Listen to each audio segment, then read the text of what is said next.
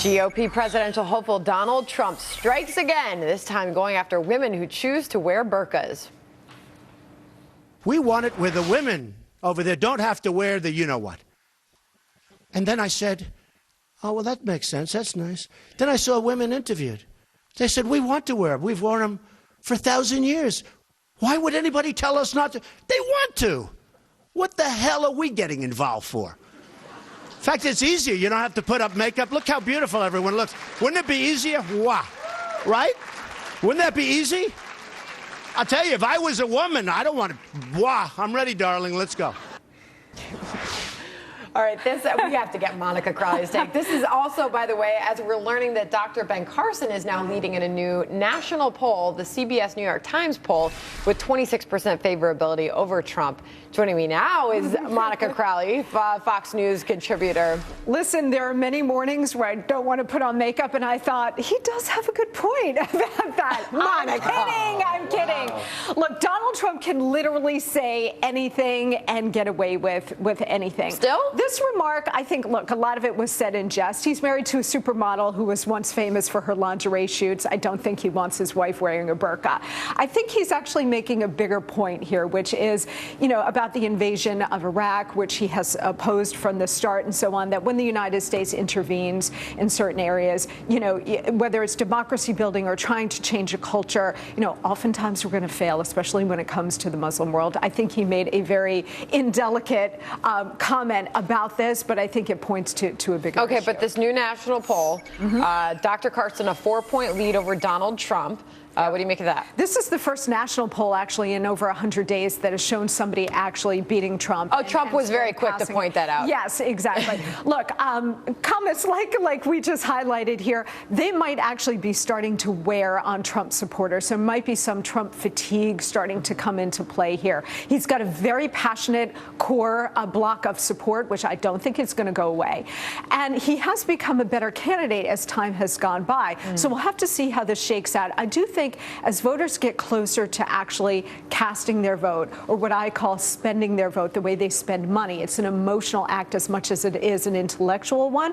I think people will start to have second thoughts about not just him, but Ben Carson. That doesn't mean they won't vote for them, but I think they'll start getting more serious about analyzing how they're going to spend their vote and who would they like to see to be the nominee in terms of electability. When I hear comments like that, I ask myself, is this a candidate or an entertainer? One of the most striking things from that burqa comment that we just heard was the laughter in the background.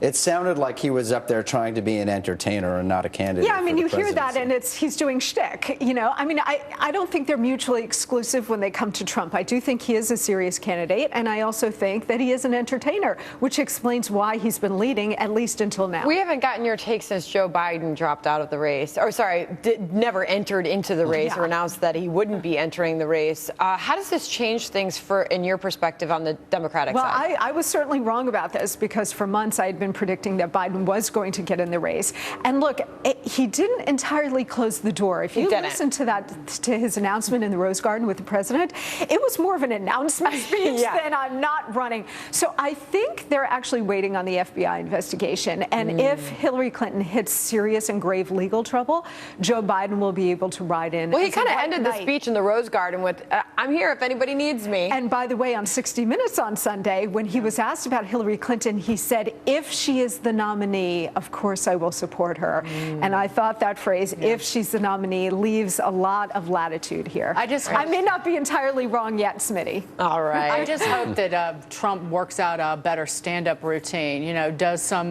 works out some material at the Chuckle Hut in Paramus, New Jersey.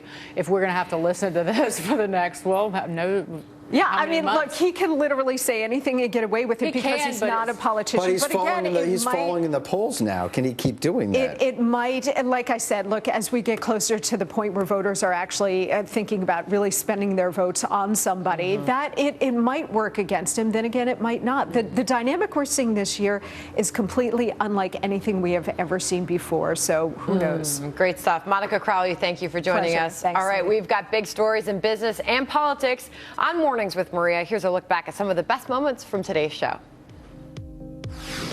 An October 30th, 2011 poll, Herman Cain was in first. Mitt Romney was second. Rick Santorum, who ultimately won, was at 5%. So all this kind of bloviation about where the polls are, not just us, but everybody, is a bit much. You guys must not be good tippers, because how can you go through New York City without a few bucks in your pocket? Good point. That was right. All right. Okay, John, you win. You win. JP John Morgan. just leaned over and Soto Voce said, I was right. Okay. Sandra, she's about to lose her stuff. Okay, thanks, Dagan. No, all fair points. I can't get over that either. We don't need the Strategic Petroleum Reserve. We have a new reserve. It's called North Dakota. Didn't we already know that hot dogs and bacon were bad for you? I feel like I grew up There's a hearing little this. bit of that. Yeah. Maybe. No, I didn't grow up thinking that. I mean, bacon, what's wrong with So you can eat all the hot dogs you want?